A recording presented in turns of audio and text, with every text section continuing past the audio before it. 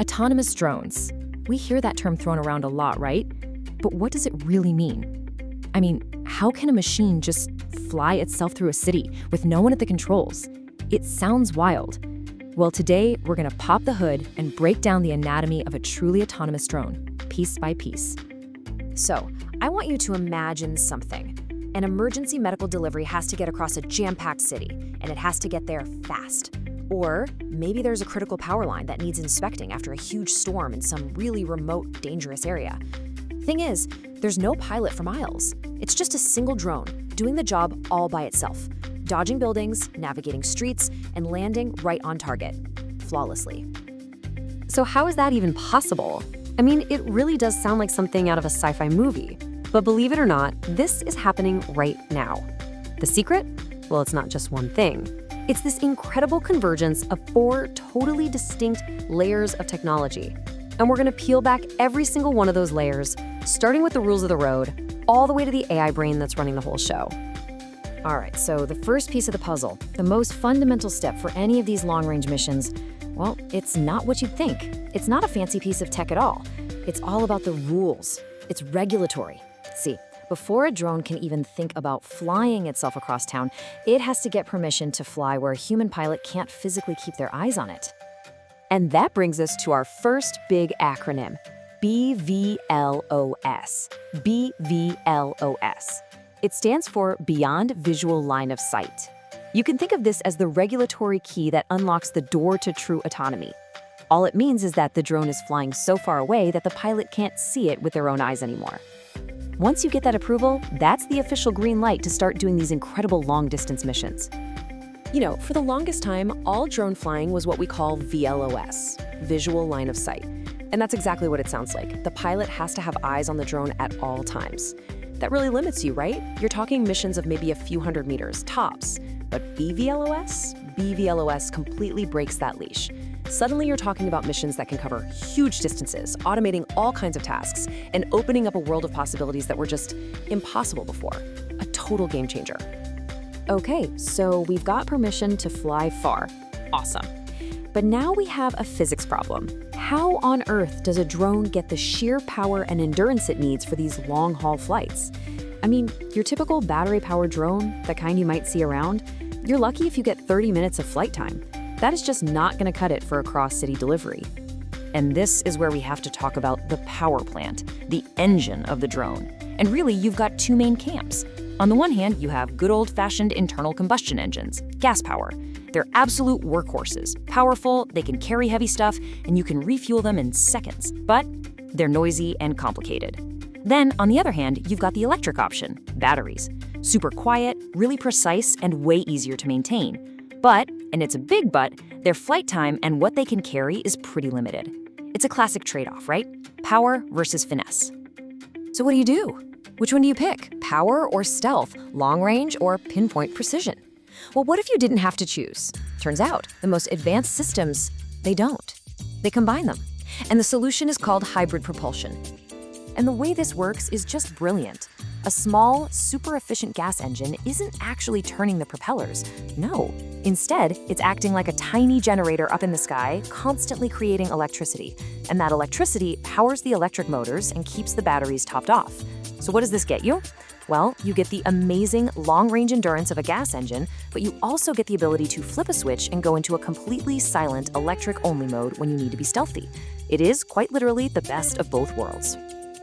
Okay, so we're making progress. We've got the permission to fly far, and we've got the power to actually get there.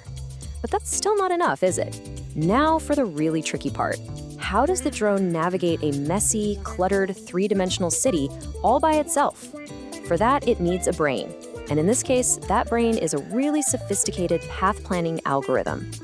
And where the inspiration for this brain comes from is, well, it's probably not what you're thinking. This research points out that it's not just about cold hard code, it's actually biomimicry. The algorithm is modeled on the swarm intelligence you see in animal groups, like birds or ants. And what I find fascinating, it also takes cues from the way we humans organize ourselves in things like elections. So the core of this whole thing is an algorithm called particle swarm optimization, PSO for short. Here's a simple way to think about it. Just imagine a big flock of birds spreading out to find food. Each individual bird is what the algorithm calls a particle, and each one represents a possible flight path for our drone. Now, as these birds explore, they're basically communicating. Each one remembers the best spot it found on its own, but it's also aware of the single best spot found by the entire flock. And by constantly sharing and comparing that info, the whole flock really quickly zeroes in on the absolute best place to go.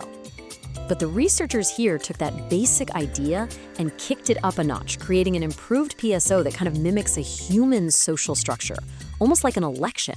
So first, all the particles, all the possible routes, go out and explore. Then the best ones emerge as leaders and candidates, and the other routes, they become the voters, and they decide which candidates to support.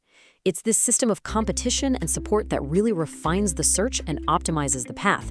And here's a really clever part. To stop the whole system from getting stuck on a route that's just okay but not perfect, it introduces random mutations. It forces the system to keep exploring to make sure it finds the absolute best path. No compromises. Okay, but here's the thing. You can have the most brilliant pathfinding brain in the world, but it's completely useless if it's blind. For that algorithm to make any smart decisions at all, it needs a constant, rich stream of data about what's happening around it. In other words, the drone needs a really advanced set of eye. And that's where this piece of gear comes in, the EO/IR gimbal. This is basically the drone's main sensory package. It's mounted on this stabilized platform, a gimbal, that keeps the view perfectly steady no matter how much the drone is bouncing around. Now, that name EO/IR, EO just stands for electro-optical, which is a fancy way of saying a really good regular camera. And IR is for infrared, which means it can see heat instead of light. And having both of these sensors working together, honestly, it's like a superpower. It means the drone can see just as clearly in the dead of night as it can in broad daylight, just by looking for heat signatures. It can see right through things like smoke or fog. And then when you add a distance sensor, something like LiDAR, into that same package, now the drone doesn't just see an object.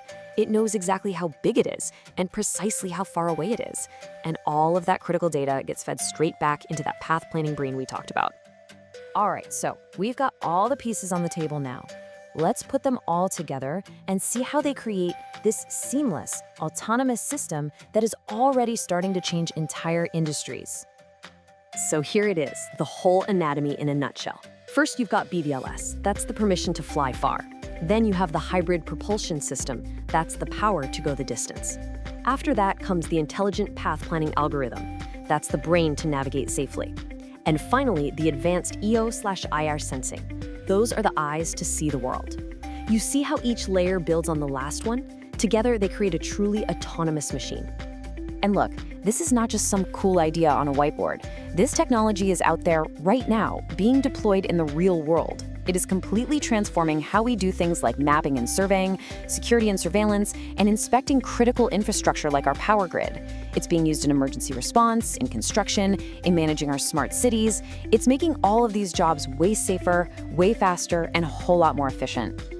So there you have it, the anatomy of an autonomous drone. It's not just one thing. It's a system of systems where the rules, the power, the brain, and the eyes all have to work together in perfect harmony. Which of course leaves us with one huge, fascinating question. Now that these machines have the freedom to fly, the power to endure, the brains to navigate, and the eyes to see, what part of our world will they reshape next?